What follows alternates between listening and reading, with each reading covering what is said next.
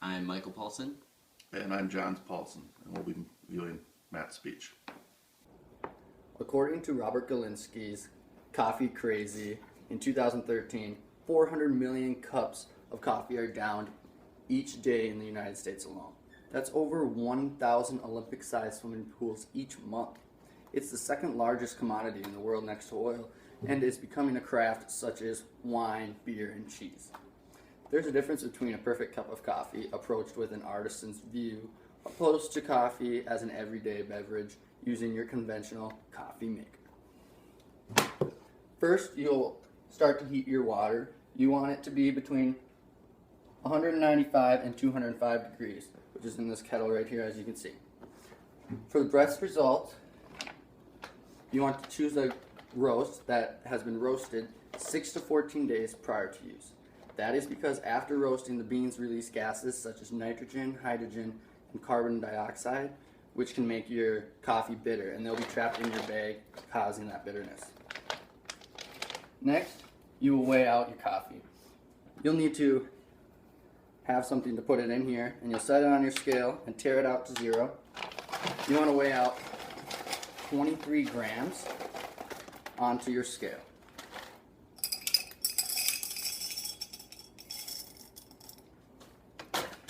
18.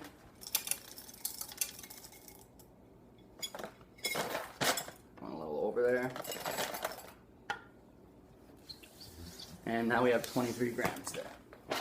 If you use too much coffee, it will under extract, but if you don't use enough, the coffee will be over extracted. And next, we're going to grind it. So here we're going to use a ceramic conical burr mill grinder, which provides the best results. It gives you the right fines of grinds.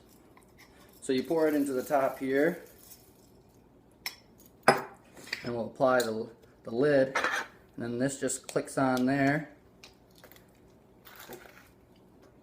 And we'll put this on the bottom, and all the grinds will come through the top here where we put it and fall into the bottom here. You want to grind until the grinds don't have any shards of beans, but you don't want them to get too fine like so. So let me check here how we're going. Not quite done.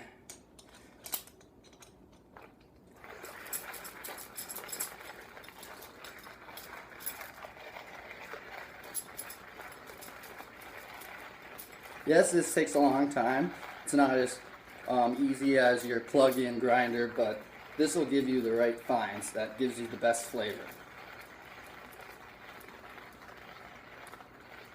Alright, we're done now. Yep. So, next we're going to prepare our brewing equipment.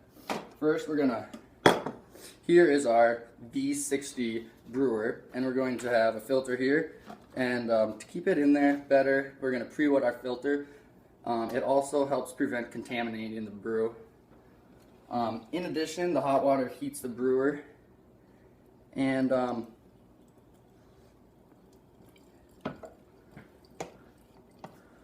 now that we got this all on there, we're going to empty our brewer. Excuse me one second. And now we're going to return it to the scale, where we're going to tare it. And now we're going to put the coffee that we ground before into the scale and tare it again to 0. You want to make sure it's evenly distributed for the best pour. And next we're going to prepare our timer. I'm just using a simple phone here with a stopwatch on it. Okay. Finally, we are ready to pour and extract the flavor from the grinds. The pour first starts with a pre-infusion. You'll pour just 1 to 1.5 ounces of water over the grinds and wait 30 to 45 seconds for that to sit.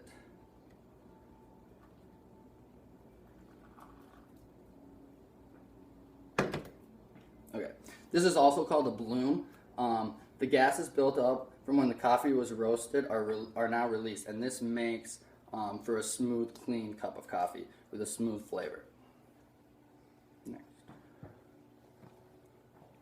Okay, finally we are going to pour our coffee.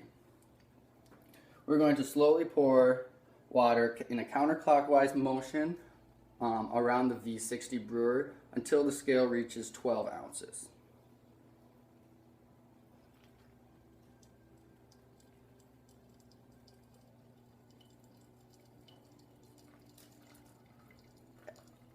As the water moves through the coffee, you'll want to see an even layer of grinds develop in the V60 brewer.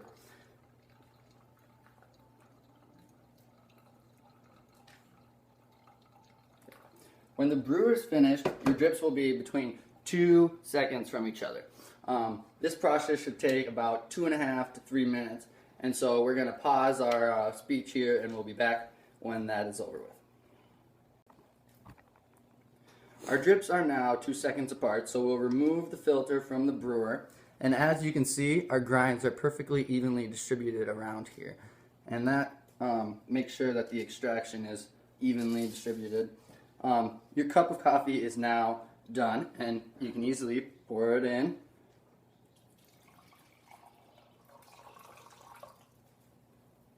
And enjoy.